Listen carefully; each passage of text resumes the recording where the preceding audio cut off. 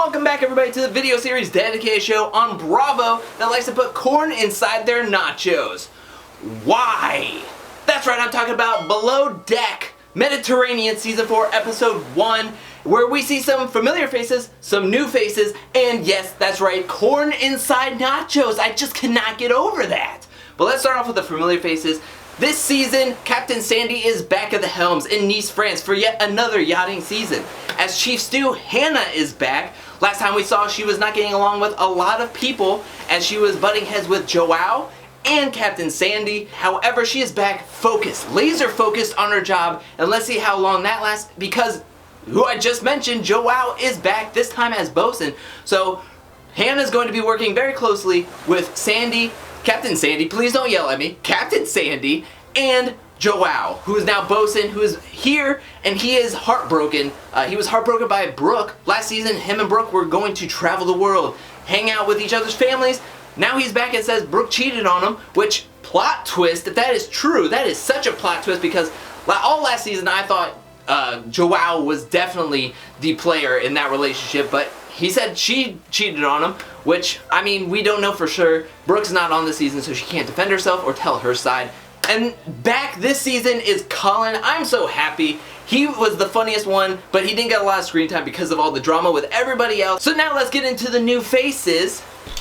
As we start off with Travis. Now Travis, he seems like mellow, he seems cool, he's the lead deckhand, he seems qualified, he seems like a hard worker.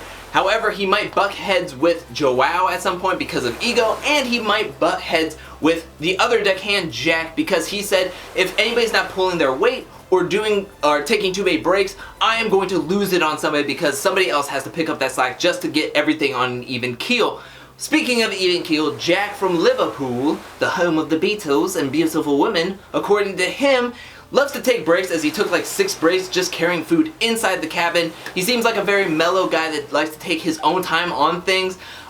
Maybe that's just how he works. Maybe he's actually working at a smarter pace, but it might come off to other people like he's not actually pulling his weight. Now let's start off with the other stews. We have Hannah, the Chief Stew, who's going to be head over Anastasia. She is from the Republic of Georgia. She transplanted to Vermont, and she can speak fluent Russian as she was speaking to Mila, the chef.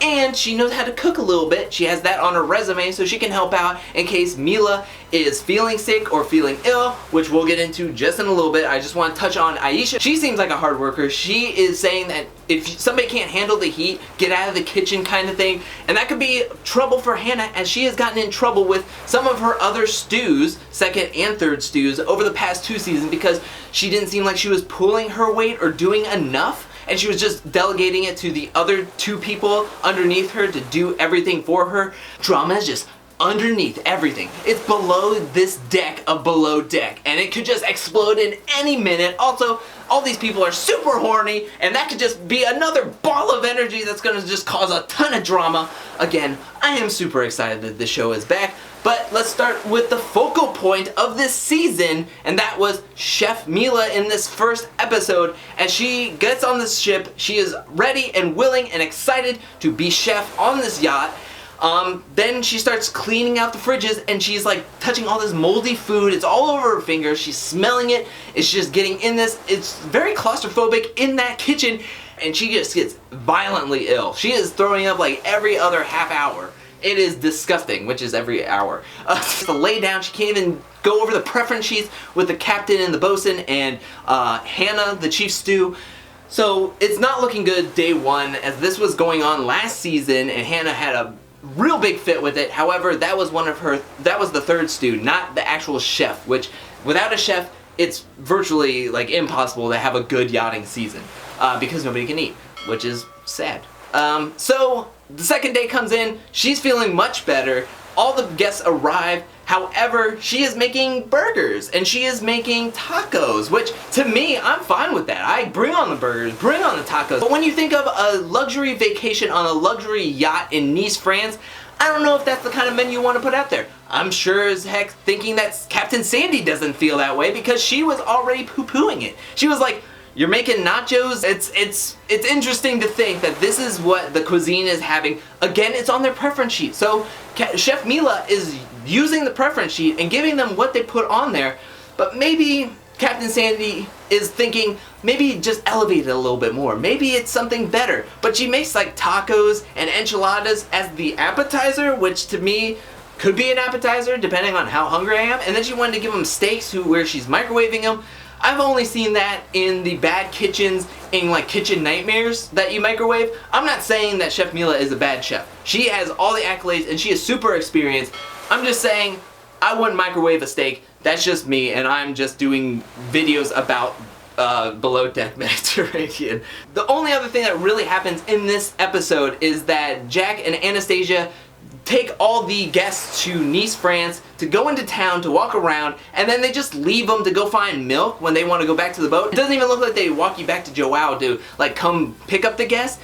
Those two just drop them off at the dock and just run out to find milk, which is tough in France. Like, you can't find milk anywhere. They need a Le Walgreens to get some milk, though it would be probably overpriced, like Walgreens always is. So Joao has to sit down Jack and be like, yo, you can't just leave the guests. And Jack is like, oh, I'm sorry. I'll do better next time. I hope that was a Liverpool accent. But are you excited that Below Deck Mediterranean is back? Let me know that in the comment section below. Who are you happy to see on this season? Who are you not happy to see? Who is giving you like some sketchy vibes? Let me know that in the comment section below. Who do you think is going to fight one another in this season? Let me know that too. And in the sneak peek for the season, what scene like hooked you? Which scene do you want to see the most? Let me know that in the comment section below. And while you're down there, hit that like and subscribe button. I'll be back next week for another Below the Mediterranean video. And throughout this week, I'm going to drop out some more random videos, general videos, and other reality TV show videos. But thank you so much for watching. I'll be back really, really soon. And until then, peace.